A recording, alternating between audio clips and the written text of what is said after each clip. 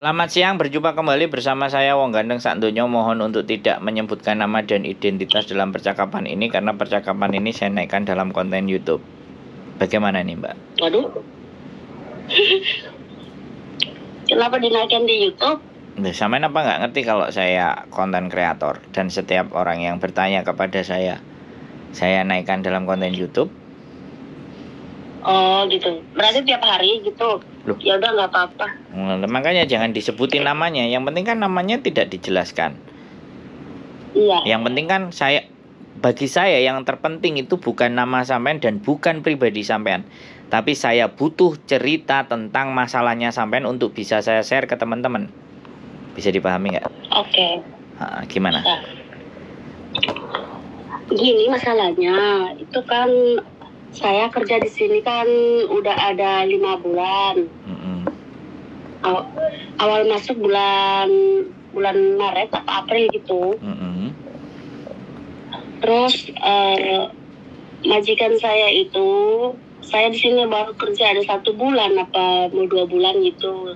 Saya dilayangkan surat ke imigrasi. Dan saya tanya, itu surat untuk apa? Untuk saya apa gimana? Terus dia jawab, bukan, ini untuk saudara pembantu ini saudara saya gitu katanya. Karena dia nggak mau, majikan saya tidak mau mengakunya. Dan akhirnya, tapi surat itu sudah diberikan ke agent saya gitu. Dan pada akhirnya saya tetap bekerja di sini sampai sekarang, sampai 5 bulan bekerja di sini. Dan baru minggu kemarin itu dia memberitahu kepada saya bahwa saya harus pergi dari sini. Tapi kata agent saya minta ke agent, kalau misalkan saya pergi dari sini berarti kan kalau misalkan saya disuruh pergi dari sini berarti saya harus pergi dari sini gitu kan, berarti saya di-terminate gitu.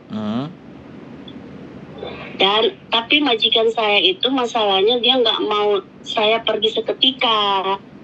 Nah makanya saya bilang ke agent saya, kalau misalkan begitu ya kasih waktu saya notis 1 bulan gaji gitu kan. Akhirnya sampai sekarang saya bekerja di sini sesuai dengan peraturan itu.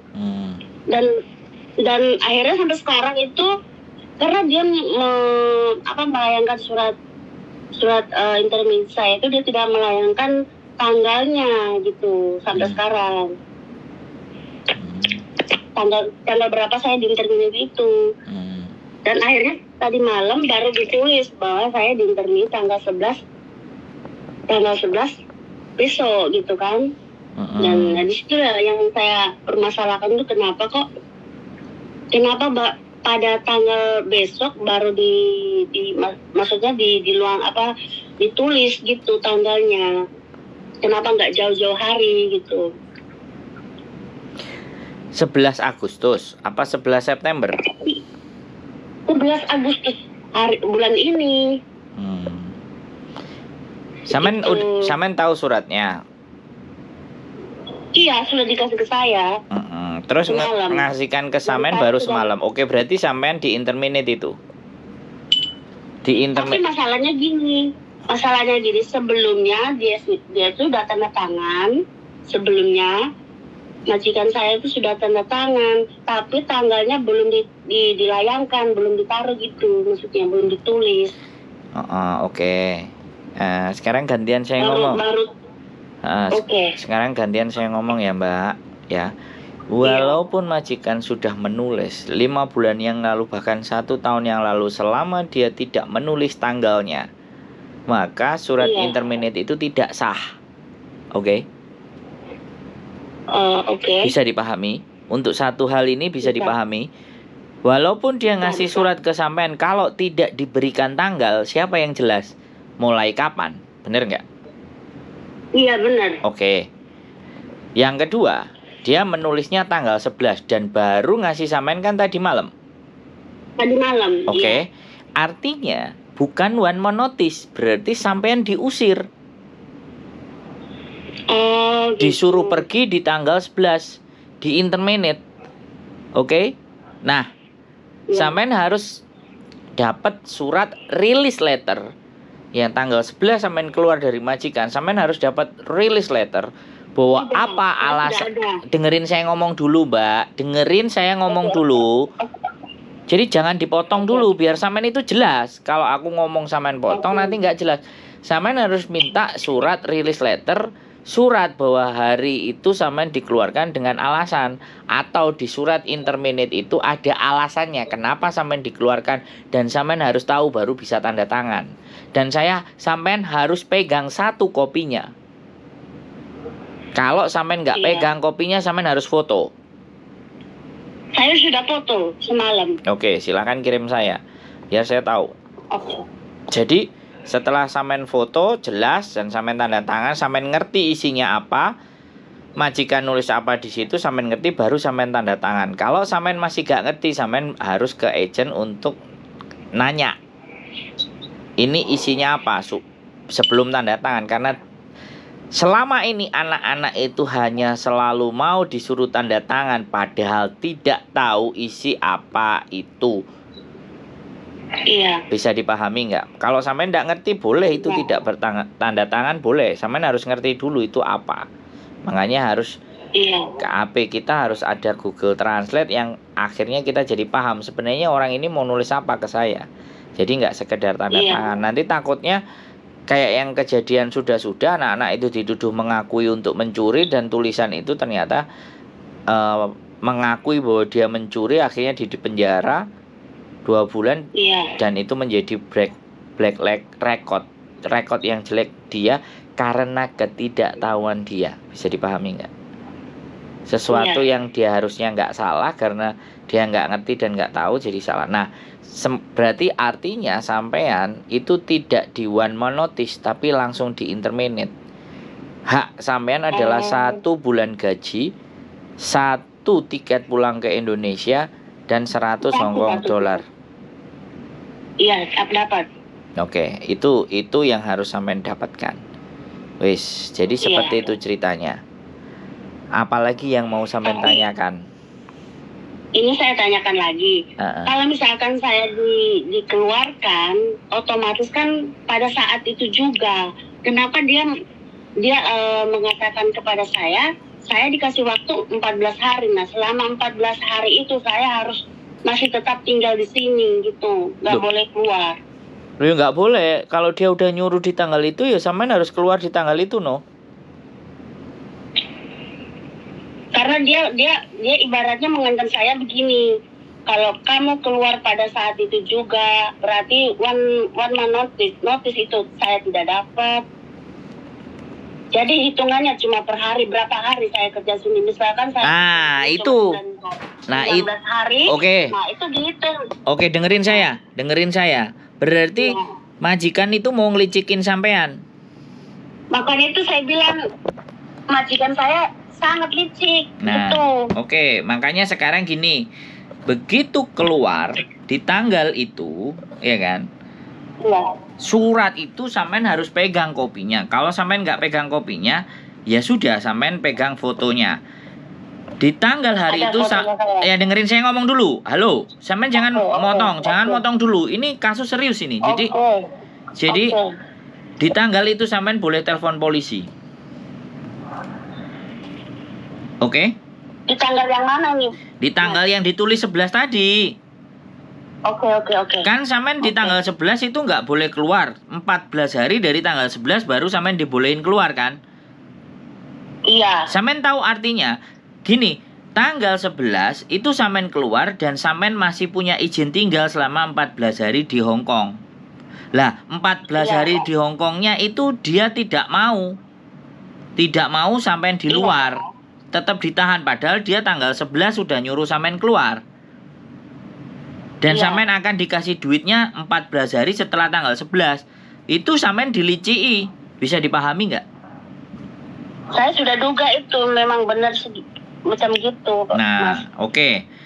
Jadi yang harus sampean lakukan, tahu kan? Besok di tanggal 11 apa?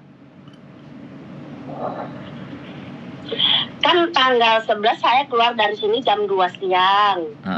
Nah, tiket pesawat dibelikan saya tanggal 12 jam 18.55. Tapi hak-hak Jadi sampean begitu dikasih saya- nggak? Tapi hak-hak sampean dikasih nggak? Saya cuma dikasih.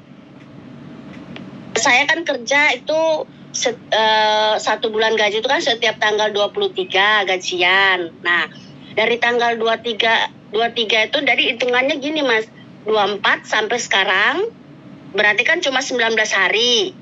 Ibaratnya 19 hari itu jadi 170 sebentar dulu. Ya oke 100. wis kali ya 100 sekian dikali jumlah sampean kerja itu salah. Nah, itu yang dikasih sama saya. Oke, saya kasih tahu itu keliru. Ya. Kan dia mengeluarkan sampean tanggal 11 sebelum tanggal 23. Hitungannya tetap 1 bulan gaji. Oke. Oke? Oke. Itu ada majikan sampean repot nggak? Kalau sama ada majikan Enggak, matiin. itu anak saya. Oke. Enggak, itu anak saya. Ya, sampean Majikan jangan kerja. mau dari tanggal 23 digaji sampai di tanggal 11, 12 sampean keluar tidak bisa 19. begitu. 19. Jadi 19 hari. Ya, tidak bisa begitu. Makanya itu saya laporkan ini sama Mas. Saya kan nggak tahu. Nah, makanya sekarang saya kasih tahu. Sampean bilang sama agent, nggak bisa seperti itu. Saya tetap 1 bulan gaji, 100 uang transport saya ke bandara, dan tiket saya pulang ke Indonesia itu. Dan harus kalau dia ngasih tiketnya tanggal 12, tanggal 11 harus dikasihkan ke saya. Kalau nggak telepon polisi.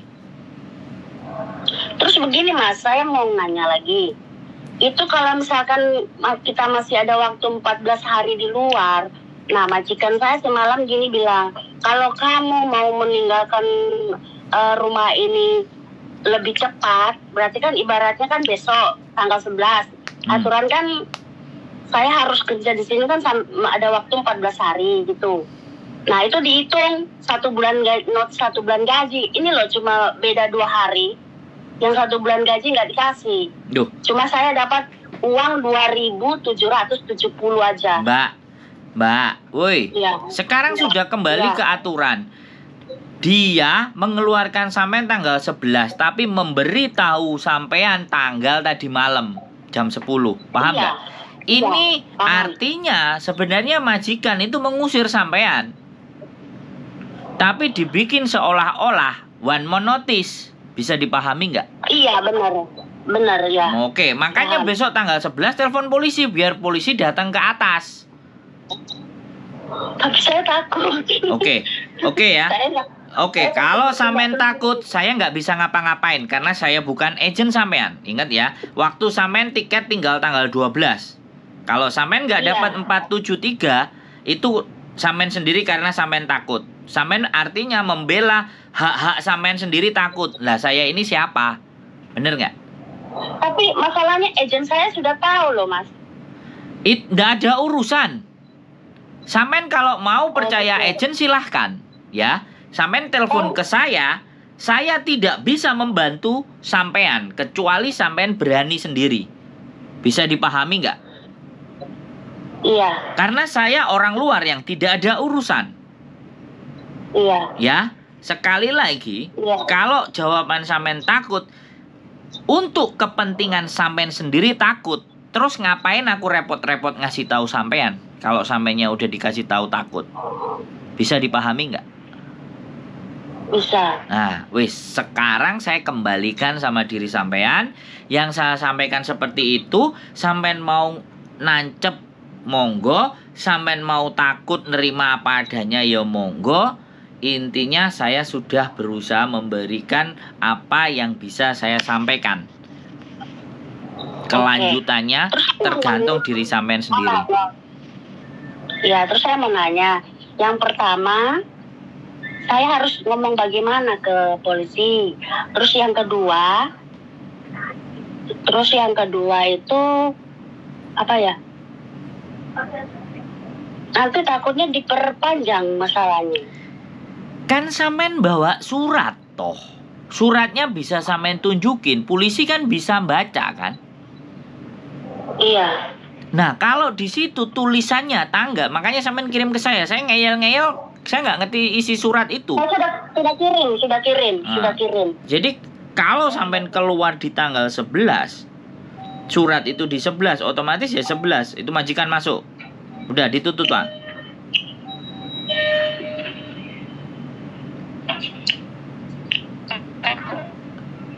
Loh.